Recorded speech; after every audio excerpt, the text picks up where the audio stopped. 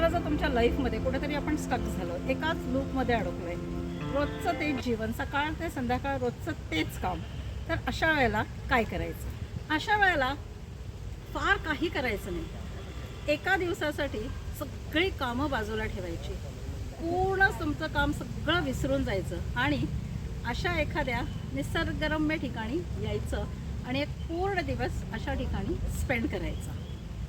तुम्हाला जर एफर्ट होत असेल तर एखादा दिवस अशा ठिकाणी स्टे करा. शांतपणे 24 आवर्स अगदी शांतपणे घालवा. काहीही विचार करू नका. तुमचं काम, तुमचे रोजचे ड्युटीज, तुमचं रुटीन सगळं विसरा 24 तासासाठी आणि मग बघा तुम्हाला किती फरक जाणवेल. असं कमीत कमी 6 महिन्यातनं तरी एकदा करून पहा. जीवनात किती फरक जाणवेल ते. नेचर थेरपी ही एक अशी थेरपी आहे ना की लाईफमधल्या कुठल्याही प्रॉब्लेमवर तात्पुरते का होईना तुम्हाला सोल्युशन नक्कीच देते. थोड्या वेळासाठी का होईना तुम्हाला तुमच्या प्रॉब्लेम्समधनं नक्की बाहेर काढते. तर ट्राय करा अशी एक नेचर थेरपी.